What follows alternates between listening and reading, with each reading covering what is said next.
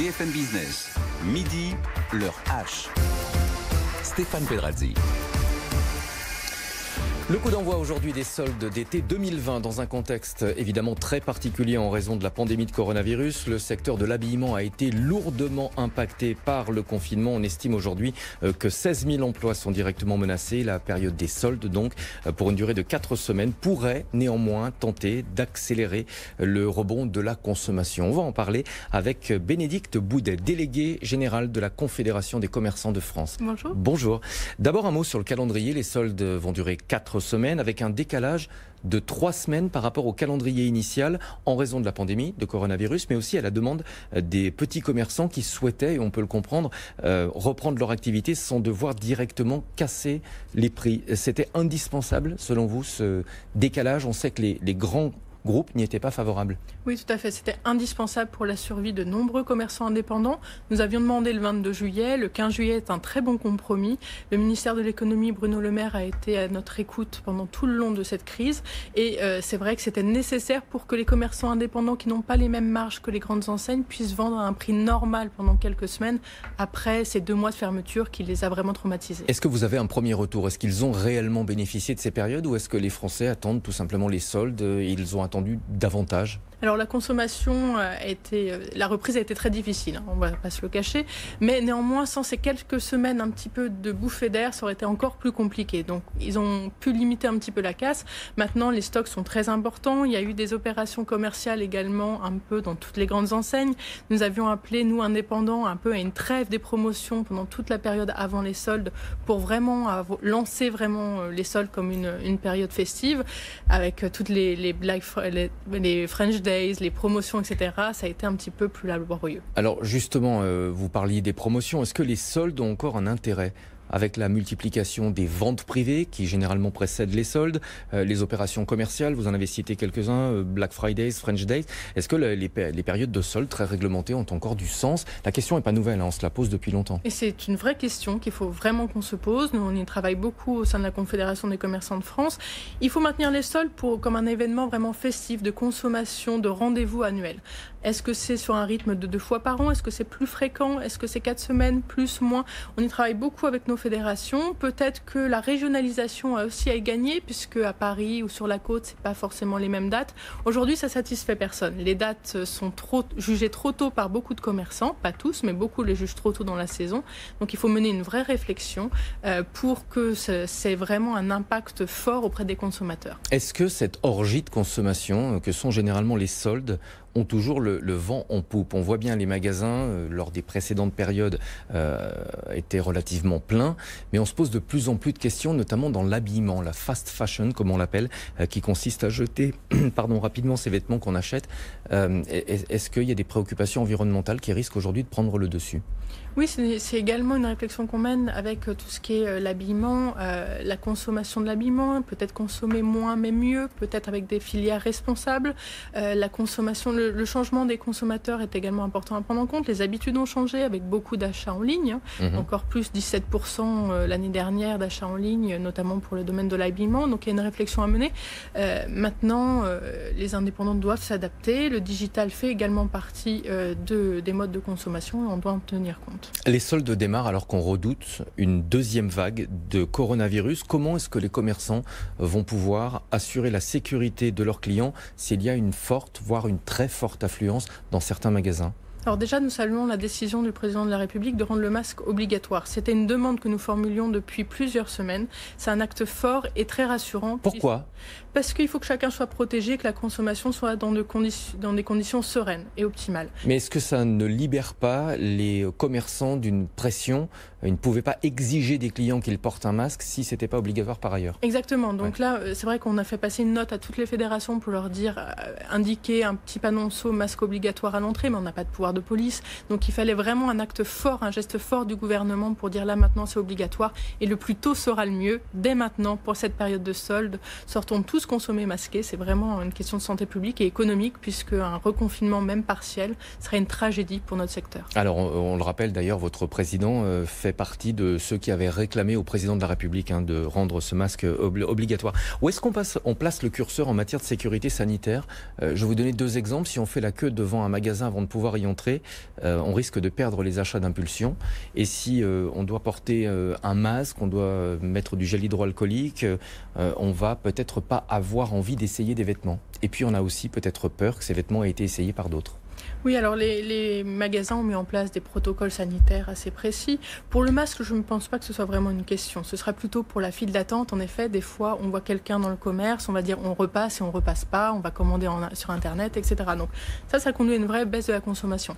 Maintenant, tout ce qui est gestes sanitaires, le gel, etc., c'est des petits détails, entre guillemets. Et on s'y habitue. Et on s'y habitue, il faut qu'on s'y habitue de toute façon. En revanche, les commerçants devaient, au départ, c'était prévu en tout cas, mettre en quarantaine pendant au moins 24 heures les vêtements qui avaient été essayés. Je peux vous dire de ma propre expérience, c'est rarement le cas. Oui, c'est pourtant quelque chose qu'on conseille, qui sont dans tous les protocoles. Donc après, c'est la responsabilité de chaque commerçant. Mais nous, on ne peut dire que respecter strictement les consignes. Il en va de la sécurité de tous. Est-ce qu'on n'a pas joué un peu avec le feu? Et là, je vais prendre un autre exemple, pas dans l'habillement. Les restaurateurs où les clients sont de nouveau entassés, où les serveurs portent pas de masque. On le voit à Paris dans plein de restaurants. On comprend ce besoin de travailler. On comprend aussi la perte de chiffre d'affaires qu'on essaye de compenser. Mais est-ce qu'on n'est pas en train de prendre un risque considérable? Vous le disiez, en cas de deuxième confinement, ça pourrait être fatal à beaucoup de commerçants. Après, on ose espérer que ce soit des cas individuels, même si on fait beaucoup de focus là-dessus. Les restaurateurs sont très responsables. Ils ont vraiment été pénalisés pendant toutes ces semaines, après avec l'ouverture des terrasses dans un premier temps. Donc je pense que quelques cas isolés ne doivent pas refléter la globalité du secteur. Quelques cas isolés, je suis désolé de vous interrompre, mais il suffit. Alors, on a beaucoup de terrasses maintenant dans Paris, ce qui crée donc de l'espace supplémentaire. Ça n'empêche pas que même en terrasse, et je peux vous dire à côté de chez moi c'est le cas, les tables sont les unes sur les autres. Oui, il y a des consignes normalement strictes. Donc après, c'est les contrôles qui doivent prouver que tout se passe dans les meilleures règles. Ça, c'est la responsabilité de chacun et c'est vraiment important de respecter les protocoles sanitaires. Et est-ce que vous le rappelez justement à vos adhérents? Oui, on a fait partir une note pas plus tard que lundi pour vraiment rappeler tous ces points de vigilance dans l'intérêt de tous, consommateurs, professionnels. Beaucoup de commerçants vont malheureusement jouer leur survie. C'est ce que nous disent notamment certaines enseignes d'habillement. C'est-à-dire si les soldes ne fonctionnent pas, si on devait être reconfiné, ils mettront la clé sous la porte. Aujourd'hui, 16 000 emplois sont menacés dans le secteur de l'habillement en France. Oui, tout à fait. C'est vraiment un chiffre considérable.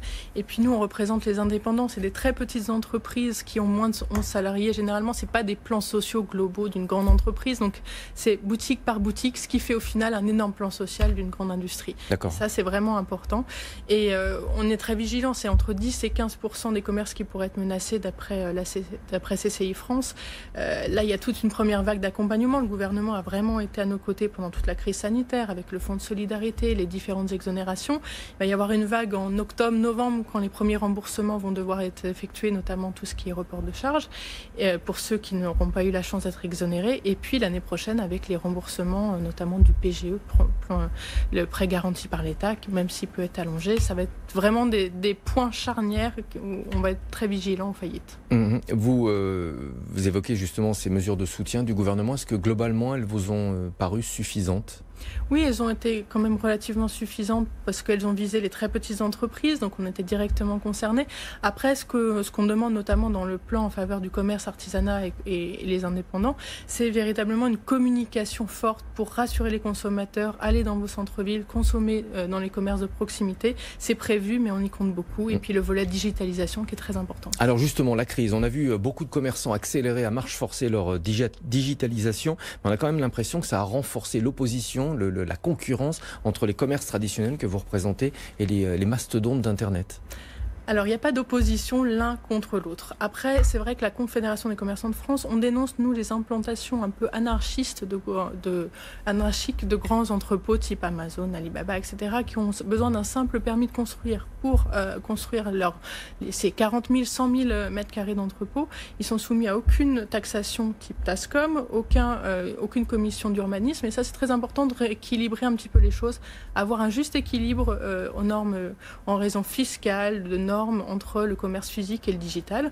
Maintenant, les commerces physiques doivent avoir un site internet, ils doivent avoir ce volet-là, mais plutôt sur des plateformes locales et non pas des grands géants internationaux qui, en plus, fraudent la TVA, pour ne citer que ça. On a vu des rapprochements dans les groupes d'habillement. Beaumanoir, notamment, qui est propriétaire de Morgane, a récemment repris la halle.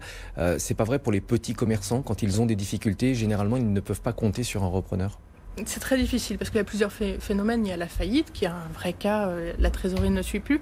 Et puis tout ce qui est transmission, reprise-transmission également. Il y a beaucoup de commerçants qui vont arriver à l'âge de la retraite et il n'y a pas forcément de perspective de reprise. Donc ça, c'est un axe sur lequel on doit travailler et le gouvernement doit vraiment s'emparer de cela. J'aimerais qu'on parle de la consommation. Vous avez des remontées de terrain, j'imagine. On a eu quelques indicateurs rassurants. D'abord, la consommation des ménages qui rebondit plus vite que prévu. À la fin du mois de mai, elle affichait un recul de 7,2% par rapport à la période d'avant le confinement. Ça reste évidemment considérable.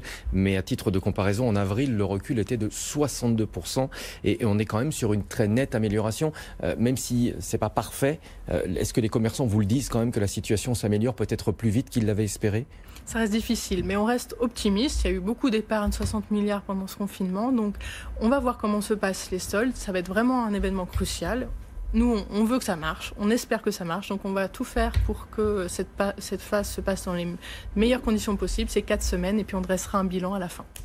Est-ce que vous avez des informations sur ce phénomène de rattrapage ? On dit parfois que les clients qui n'ont pas pu acheter certains produits pendant la crise l'achètent après. C'est vrai pour une voiture ou un lave-vaisselle, des biens d'équipement.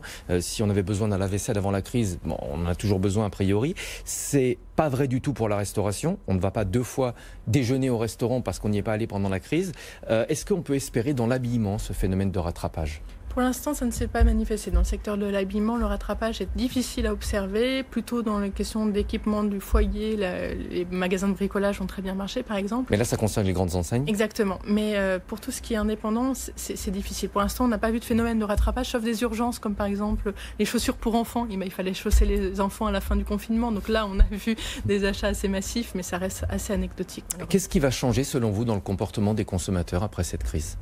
Je pense que les consommateurs vont rechercher peut-être plus de proximité, de lien social. Ils ont été traumatisés eux aussi par ces 2 mois où il n'y avait aucun commerce dans les villes, sauf les biens essentiels.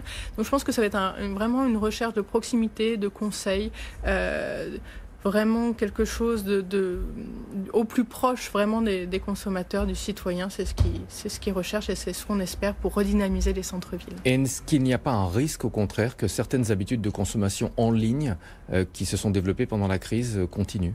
Alors ça, c'est un risque. Les achats en ligne, pour une certaine partie de la population qui va prendre cette habitude, pas besoin d'essayer en un clic, livraison en 24 heures, ça c'est quelque chose qui va être difficile à changer. C'est pour ça qu'il faut que nous, indépendants, on s'adapte. On ne peut pas changer le modèle du jour au lendemain. Et un dernier mot, on en a parlé avec la fast fashion, mais est-ce que d'une manière générale, les préoccupations environnementales vont devenir, à votre avis, quelque chose qui va peser dans le facteur de choix de tel ou tel produit ? Ah oui, j'en suis convaincue. L'environnement, c'est même une prise de conscience de beaucoup de commerçants. Certains, par exemple, ne font pas de solde parce qu'ils estiment que ils ont des achats responsables, ils ont toute une stratégie sur le long de l'année. Donc c'est de plus en plus le cas et observable dans beaucoup de rues. Merci beaucoup pour toutes ces infos, pour vos commentaires. Bénédicte Boudet, déléguée générale de la Confédération des commerçants de France. C'est la fin de cette heure H. On se retrouve demain sur BFM Business à partir de midi. Très bonne journée.